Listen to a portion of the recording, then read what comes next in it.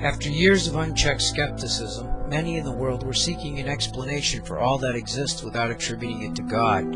It was in this environment that Charles Darwin formulated his theory of evolution. In 1869, Darwin published Origin of the Species, which described his theory that gradually and over time, matter organized into simple life forms, and over vast time spans into complex life forms. In short, life evolved from the simplest organisms to the most complex. In 1871, Darwin published The Descent of Man, which claimed that humans had also evolved from simple life forms. According to Darwin, the origin of life could be explained without God, and since the prevailing scientific view of the time was that the universe was eternal, there was no need to explain the creation of the universe. Scientists simply thought that the universe was eternal and had always existed. Since then, scientists have uncovered a large body of evidence which indicates that the universe had a beginning, leading to the formulation of the Big Bang Theory, which we will discuss later. While evolutionary theory fills the pages of textbooks and magazines, some leading paleontologists are concerned about the lack of evidence to support it. Scientific theories are based upon observation, so they can never be proven, since an observation might be made at any time that disproves a theory. Theories either fit the data found in nature or they don't. If they don't, they are discarded or revised and a new theory is born. Not so with the theory of evolution. It has been promoted by some scientists as the fact of evolution. But if evolution is really a fact, why have leading scientists stated their concerns about it? Paleontologist Niles Eldredge states, "No wonder paleontologists shied away from evolution for so long. It never seems to happen. When you do see the introduction of evolutionary novelty, it usually shows up with a bang, and often with no firm evidence that the fossils did not evolve elsewhere. Evolution cannot be forever going on somewhere else, yet that's how the fossil record has struck many a forlorn paleontologist looking to learn something about evolution." English biologists Mae Wan Ho and Peter Saunders offer the following view. It is now approximately half a century since the neo-Darwinian synthesis was formulated.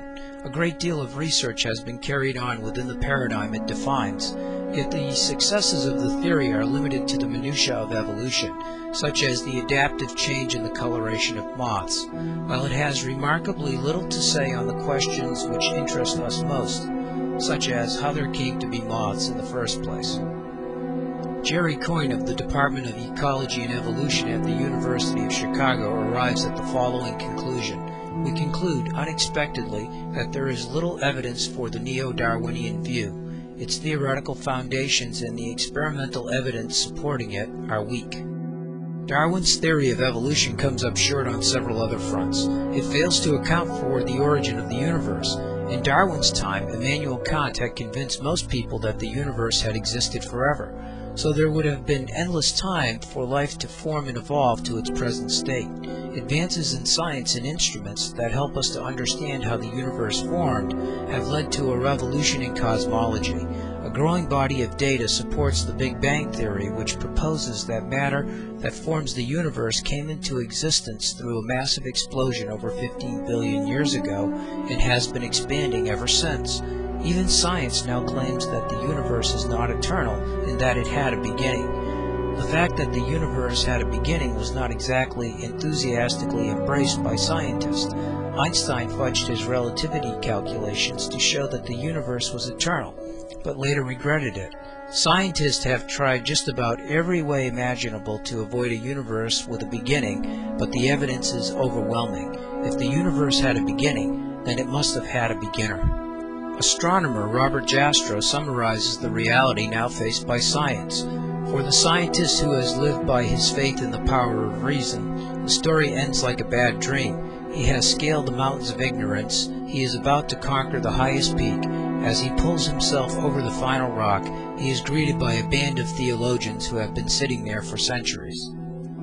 Even the renowned physicist Stephen Hawking sees the universe as a product of the mind of God. Scientific support for the Big Bang Theory is so widespread that U.S. News and World Reports concluded, "In the beginning, there was no time, no matter, not even space.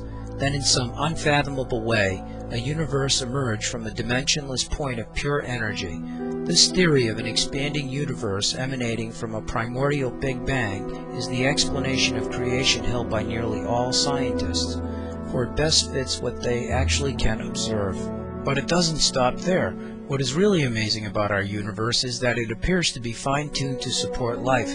Astronomer Hugh Ross points to over 30 parameters which are perfectly fine-tuned to support life on Earth. For instance, many planetary systems have more than one star, which would lead to tidal interactions that would disrupt planetary orbits, causing variations on the planet unsuitable for life. Age of the solar system star is another important parameter. If our sun was younger or older, it would not be uniform enough in the energy that it gives off.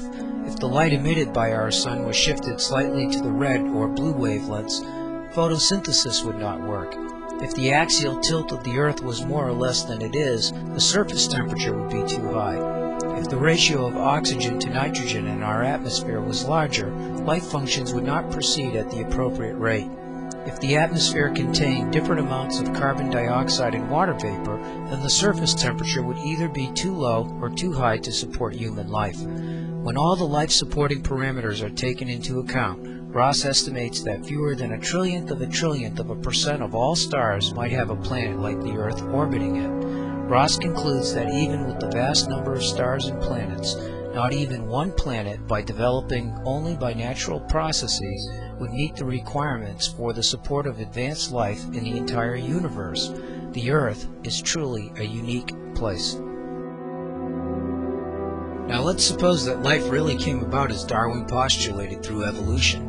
That would mean that there would have to be millions of in-between species or transitional forms. Say that over millions of years seals evolved into land animals. We should expect then to find fossils of many intermediate animals as the seal eventually changes into the land animal. Scientists call these intermediate animals transitional forms. The fossil record should be packed with transitional forms since millions, if not billions, of intermediate forms of organisms would be required as life evolved from single-cell organisms into complex mammals. Darwin himself admitted that his theory was poorly supported by the hard evidence of fossil finds. The problem is that transitional forms haven't been found even after intense efforts to find them. The fossil record shows that species show up and disappear at certain times in the history of the Earth with no evidence of mutation or gradual evolution into other species. The situation is the same for plants. Complex life forms burst into existence at certain times in the fossil record, already specialized for their environment. There is no fossil evidence that simple life forms changed into more complex life forms by a long series of gradual steps. More than 100 years after Darwin advanced the theory of evolution, scientist Robert Barnes remarked, "Intermediate forms are non-existent, undiscovered, or not recognized."